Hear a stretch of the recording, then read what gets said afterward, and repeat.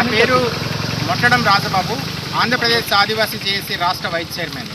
ఈరోజు అల్లూరు సీతారామరాజు జిల్లా కొయ్యూరు మండలం కొయ్యూరు రెవెన్యూ గ్రామంలో సర్వే నెంబర్ 32/3, 31/3 అలాగే 88లో మొత్తం 4 ఎకరాల 27 సెంట్లు భూమి గతంలో అంటే 1/70 చట్టాన్ని తర్వాత ఒక గిరిజనేతుడి మీద పట్టా అవ్వలేదు, అడంగల్లో ఆయన పేరు ఉంది. ఆ తర్వాత అది సాగుదారుడుగా ఇంకో నాన్ ట్రైబల్కి వచ్చింది. ఆ నాన్ ట్రైబల్ పేరు మీద పట్టా అవ్వదు కాబట్టి వాళ్ళ అల్లుడు అయిన ఉల్లి నాగరాజు అనే ఒక ఉపాధ్యాయుడు, చింతపల్లి మండలానికి చెందిన ఉల్లి నాగరాజు ఉపాధ్యాయుడు పేరు మీద పట్టా చేయటం జరిగింది.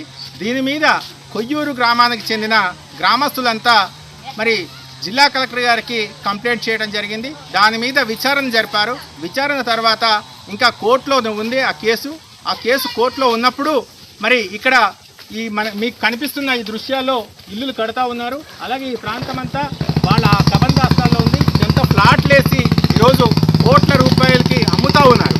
కాబట్టి ఇక్కడ కన్స్ట్రక్షన్స్ ఏవైతే అక్రమ నిర్మాణాలు కడతా ఉన్నారో నాలా చట్టానికి 1/70 చట్టానికి వ్యతిరేకంగా గిరిజనేతరులు ఇల్లు కడతా ఉన్నారు.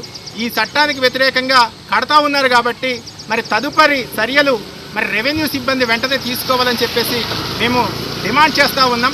అలాగే ఇప్పటికే 2 ఇల్లులు కట్టడం జరిగింది.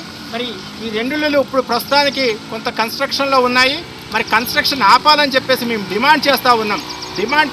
డిమాండ్ చేసిన తర్వాత కూడాను రెవెన్యూ డిపార్ట్మెంట్ కానీ ఎవరైతే ఈ కన్స్ట్రక్షన్ చేస్తూ ఉన్నారో వాళ్ళు ఆపకపోయినట్లయితే ఇదే కొయ్యూరు మండలం దొడ్డవరంలో జరిగినట్లు ఇది కూల్చివేయడానికి కూడా మేము వెనకాడమని చెప్పేసి ఆంధ్రప్రదేశ్ ఆదివాసీ జేఏసీగా హెచ్చరిక చేస్తూ ఉన్నాం.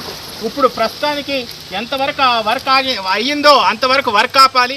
లేదు అన్నట్లయితే తదుపరి కార్యక్రమం మొదలుపెట్టినట్టయితే మేము దొడ్డవరంలో కూల్చినట్టు ఇక్కడ కూడా ఇల్లును కూల్చేస్తామని చెప్పేసి హెచ్చరిక చేస్తా ఉన్నాం.